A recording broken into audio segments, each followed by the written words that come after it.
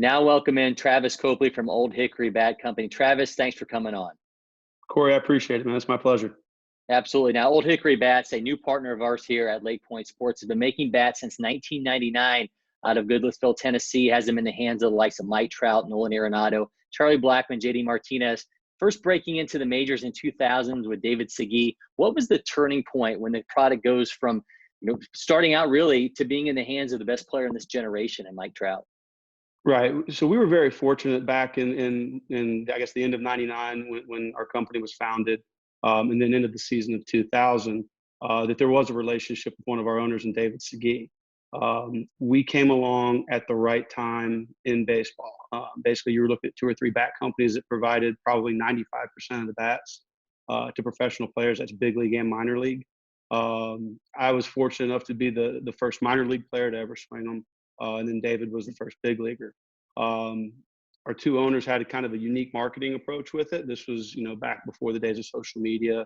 It took us probably 2 or 3 years from our inception to actually set up a website where you could place orders and people weren't having to mail us checks. And so what they did was every time David and I would order bats, they would send us a few extra just to pass out to players that we ran across.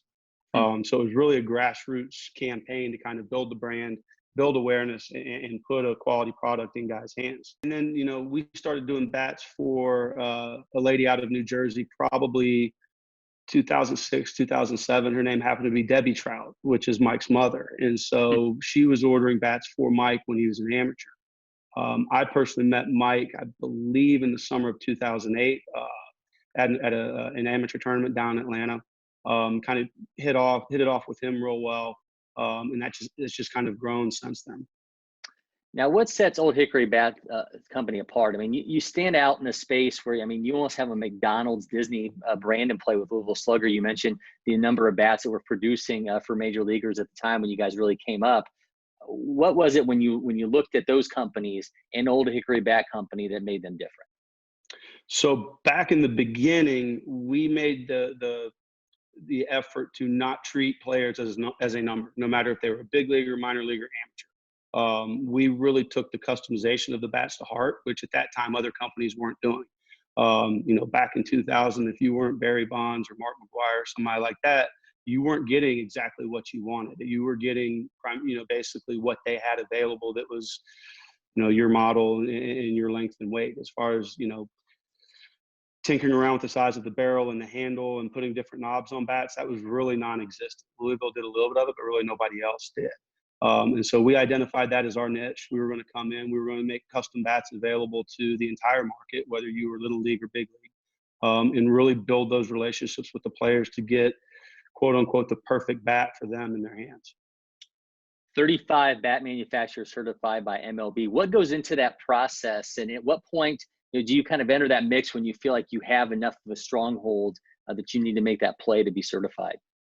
Right. So originally there really wasn't a certification process with Major League Baseball. The rules have been in the rule book for however many hundreds of years. It's got to be a solid piece of wood, no longer than I think 40 inches. There's some weight stuff there to it. But with the advent of maple, we started seeing the bats basically exploding. So in 2007, 2008, Major League Baseball went in and did a bunch of studies on maple and what was causing that breakage.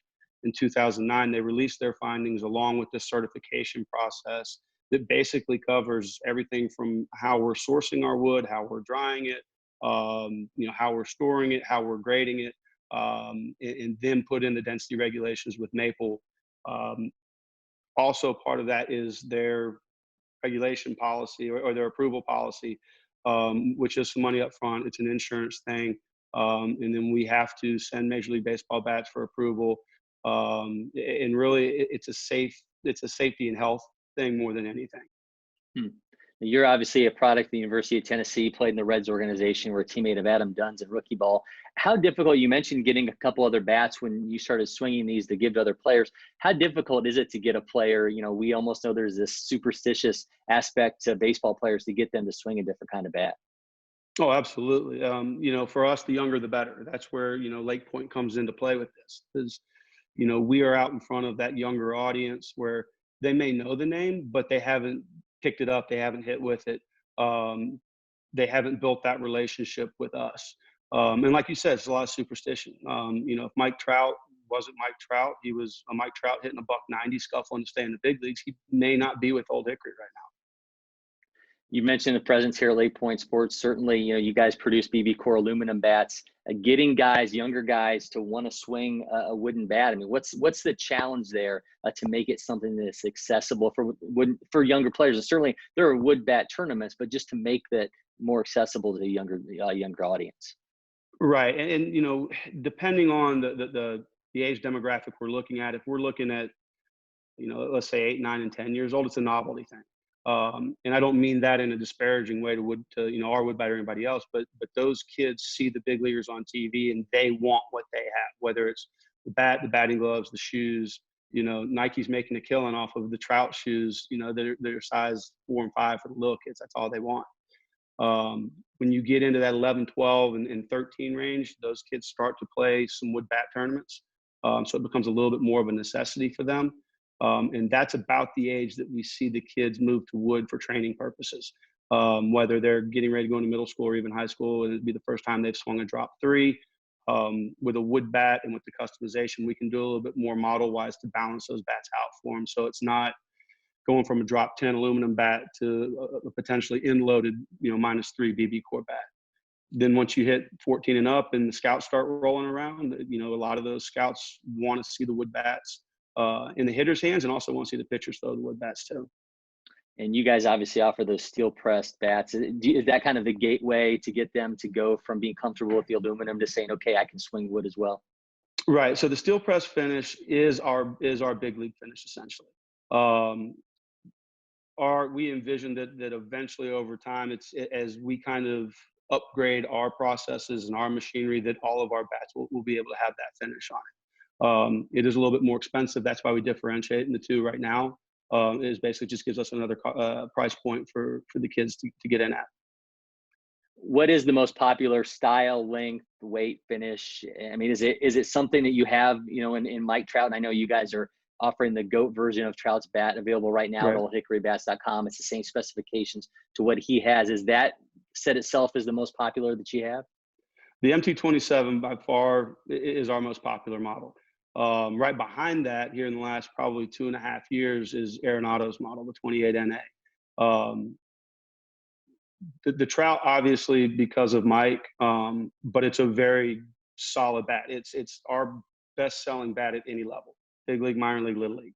The Arenado bat, Nolan tinkered around with his model for a couple years, we've got a good relationship with him. So he was telling us what he wanted, and we were going back and trying to put it together, remotely during the season. And then we'd see him in spring training. We'd make a couple trips during the season to see him to get what he wanted. And what he ended up with is probably one of the most balanced bats that we have.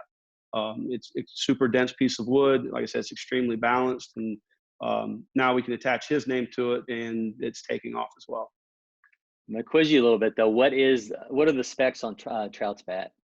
His game bat is 33.5 inches, 31.5 ounces, with a cup, black barrel, unfinished handle, out of maple. What about Arenado? Right now, what he's stuck on for about the last year is 34 inches, 31.5 ounces, maple with a cup, and he is across the board on colors. I've been in many major league clubhouses as a reporter, seeing reps, and you mentioned you guys stopping by in spring training. I've seen, the gloves, shoes, sunglass manufacturers, they come through. I mean, it's like Christmas for these guys. What's the process like for getting a player the bat he wants? And you mentioned the tweaks that Arenado's been making. How do those kind of different specifications, especially as the season goes on, come into play? Right. So what we'll do, if you think about it kind of like a bookend. So we'll see the guys in spring training before the season starts, and then we'll see a lot of the prospects in the fall league at the end of the season. When we do those 2 trips, those are our 2 biggest professional trips of the year. We don't want to kind of overdo it, but we want to have a good variety of some samples out there where when guys come to us, we meet with guys that they're talking about thinning a handle out or making a barrel a little bit longer, that we've got that example there. For us, for our production team, we just have to have a general direction. And then once we get that, we can start to piece it together within the density regulations that Major League Baseball provides. During the season, a lot of us through text, through email, phone calls, we'll get, hopefully once the season starts up here in another month or so, we'll start getting texts after games. Hey, whatever this is that you just sent me, I really like, or hey, something was off with this. Can you look into it? And so there's a lot of back and forth during the season, not necessarily changing anything, but just staying on top and making sure that we're doing what we're supposed to be doing so that our guys can have the most success possible. You alluded to it a little bit there. I mean, certainly there's an unknown with baseball right now. How is Old Hickory Bats approaching that? I mean, we don't know if there's going to be a minor league season. We don't know when, if there's going to be a shortened MLB season. How has that changed business for you guys? It's made us come a lot more creative. We're actually trying to use this time to kind of let our team explore different ideas, whether it's holiday theme bats and getting all that set up, doing a lot of social media stuff, customer interaction, fan interaction, doing some stuff with some players on some giveaways just to keep our name out there. And honestly, I was talking to a player the other day. He's like, I got to keep my name out there. This is a big year for him. He's a free agent at the end of the year. He wants his name out there as much as possible. And so it's kind of shifted where, it's more brand awareness right now than it is sales, just because, nobody's playing. And when we say nobody, at least we're in Tennessee, in our area, nobody's playing right now. We're hoping that the amateur stuff gets started here in the next week, 2 weeks. Well, certainly with the major league players, you guys have a captive audience. Players see them swinging those bats even on social media. That's as good as product placement as you can get. Right, and those guys have been very good to us this year. They've been sending us videos, pictures. They've been asking for certain color schemes because they know where they're hitting and they want the bat to stand out in the backdrop with it. They're communicating with us with, hey, I want to do a video for you guys that you can post on social media. What do you need? So from that standpoint, the relationship building's been great. When you have a brand ambassador like Mike Trout, though, I mean, you certainly, that helps in terms of, you mentioned the specifications of his bat, but just in the brand awareness. I mean, what has it meant, when you think of your time with Old Hickory Bats, just to have that kind of an ambassador to carry your product? Oh, it's unbelievable. I mean, he's arguably the best player of our generation that we're watching up front in person. And to have him swing our bats, to help out with social media, to keep us incorporated in things that he does even off the field, it's been fantastic. Well, certainly you can find out more about Old Hickory Bat Company on Twitter at Old Hickory Bats, Instagram on Old Hickory Bat, or go to oldhickorybats.com. Travis, thank you so much for the time. Cory, my pleasure, man.